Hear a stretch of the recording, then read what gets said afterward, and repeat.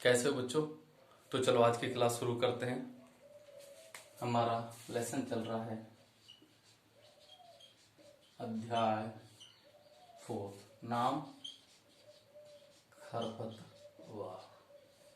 तो देखिए हमारा टॉपिक चल रहा है खरपतवारों का वर्गीकरण, जिसमें से कुछ वर्गीकरण हम पढ़ चुके हैं। आज हम बात करते हैं पत्ती की बनावट के आधार पर वर्गीकरण। देखिए पत्ती की बनावट के आधार पर जो खरपतवार है उन्हें मुख्य रूप से दो भागों में बांटा जाता है, जिसमें सबसे पहला आता है चौड़ी पत्ती वाले खरपतवार। ठीक है, ये ऐसे खरपतवार होते हैं जिनकी पत्तियां होती है वो चौड़ी होती हैं। और यदि इनके एग्जाम्पल की बात करते हैं तो जैसे बथुआ, लहसुआ, जंगली चौलाई। ठीक है, चलिए दूसरा सकरी पत्ती वाले खरपतवार। ठीक है, ये ऐसे खरपतवार होते हैं जिनकी पत्तियां सक्रिय होती हैं। एग्जाम्पल दूब घास, कांस, गेहूंसा। ठीक है, बिल्कुल सिंपल सिंपल से वर्गीकरण है। ठीक है, अब हम बात करते हैं भूमि व जलवायु के आधार पर वर्गीकरण। ठीक है, तो देखिए भूमि व जलवायु के आधार पर वर्गीकरण की हम बात करते हैं तो ये ऐसे खरपतवार होते हैं जो विशेष प्रकार की भूमि और विशेष प्रकार के जलवायु में ही उत्पादित होते हैं। ठीक है, अर्थात इन्हें उत्पादित होने के लिए एक विशेष वातावरण की आवश्यकता होती है। इसके आधार पर इन्हें निम्न भागों में बांटा जा सकता है, जिसमें सबसे पहला जो आता है वो आता है जल मग्न भूमि के खरपतवार। ठीक है, ये ऐसे खरपतवार होते हैं जो अधिक जल वाली भूमि में उत्पादित होना पसंद करते हैं। इनकी जो वृद्धि और विकास होता है अधिक जल वाली भूमि में होता है, जैसे नदियों के किनारे पाए जाने वाले खरपतवार हैं।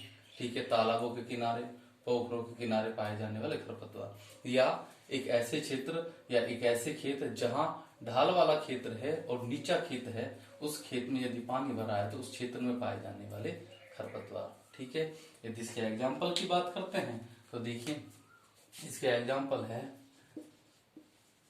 जलकुंभी और जंगली धान। ठीक है, चलिए इससे जो नेक्स्ट आता है, अब इसकी जस्ट उल्टा हो जाएगा। ठीक है, शुष्क क्षेत्र के खरपतवार। ठीक है, ये ऐसे खरपतवार होते हैं जो शुष्क क्षेत्रों में उत्पादित होते हैं। ठीक है, अगर इनकी विशेषताएं की बात करें तो देखिए इनकी जो जड़ें होती हैं वो लंबी और गहरी होती है, जो मृदा के नीचे तक जाकर और आसानी से पोषक तत्वों को और जल को अवशोषित कर लेती है। इसके अलावा इनकी जो पत्तियां होती हैं वो छोटी होती हैं, साथ में पत्तियां होती है जो मांसल और गूदेदार होती है, ताकि पानी को अधिक से अधिक समय तक संग्रहित करके रख सके। पत्तियां कांटों में परिवर्तित हो जाती है। ठीक है, और यदि इनके एग्जाम्पल की यदि बात करते हैं तो देखिए एग्जाम्पल है झरबेरी। ठीक है, और नागफनी। ठीक है, चलिए इससे जो नेक्स्ट प्रकार है वो है कृषि क्षेत्र के खरपतवार। ये ऐसे खरपतवार होते हैं जो हमारी फसलों के साथ उगते हैं और इसलिए इन्हें कृषि क्षेत्र के खरपतवार के नाम से जाना जाता है। तो इसका एग्जाम्पल की जब हम बात करते हैं तो वो सभी खरपतवार जो हमारी फसलों के साथ उगते हैं कृषि क्षेत्र के खरपतवार कहलाएंगे। जैसे कि बथुआ, लहसुआ,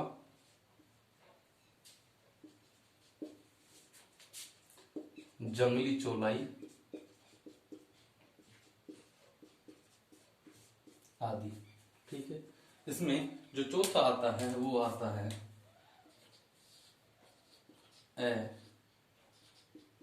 कृषित क्षेत्र के खरपतवार। तो देखिए, अकृषित क्षेत्र के खरपतवार की बात करते हैं तो ऐसे खरपतवार होते हैं जो हमारे अकृषित क्षेत्रों में उगते हैं। अकृषित क्षेत्र से मतलब यहाँ पर ये निकलता है जहां पर हम फसल उत्पादित नहीं करते हैं, जैसे कि सड़क के किनारे वाली जगह है, रेलवे स्टेशन के किनारे वाली जगह है, रेल मार्ग के किनारे वाली जगह है, या कोई गोदाम या कोई ऐसा खाली स्थान जिनका हम उपयोग नहीं कर रहे हैं। तो ऐसे क्षेत्रों में जो उगने वाले खरपतवार हैं उन्हें अकृषित क्षेत्र के खरपतवार के नाम से जाना जाता है। यदि इनके एग्जाम्पल की बात करते हैं तो गाजर घास, ठीक है, लैंटाना कैमरा। ठीक है, चलिए अब हम बात करते हैं इससे अगले प्रकार की, और इससे अगला जो प्रकार है वो है प्रजनन विधि के आधार पर वर्गीकरण।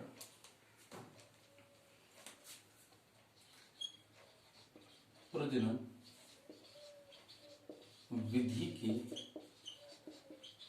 आधार पर वर्गीकरण। प्रजनन विधि के आधार पर वर्गीकरण से आपका मतलब निकलता है कि जो हमारी खरपतवार है वो बीज द्वारा उत्पादित हो रही है या वानस्पतिक भाग द्वारा उत्पादित हो रही है। मुख्य रूप से इन्हें कितने भागों में बांटा जाता है? 3 भागों में बांटा जाता है। एक होता है बीज के आधार पर, दूसरा वनस्पतिक भाग के आधार पर, और एक ऐसी खरपतवार जो बीज और अपना वानस्पतिक भाग है दोनों के द्वारा उत्पादित हो रही है। ठीक है, चलिए पहला है बीज द्वारा उत्पन्न होने वाले खरपतवार। ठीक है, ये ऐसे खरपतवार होते हैं जो बीज द्वारा उत्पादित होते हैं, जैसे जंगली चौलाई, ठीक है, लहसुआ और सत्यानाशी। ठीक है, दूसरा आता है इसमें वानस्पतिक भाग द्वारा उत्पन्न होने वाले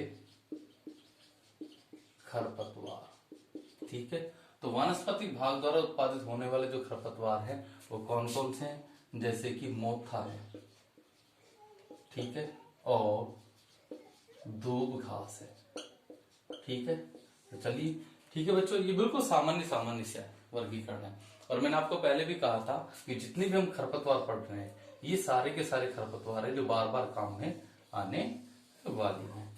ठीक है, चलिए आज की क्लास में इतना ही, बाकी बातें कल करेंगे।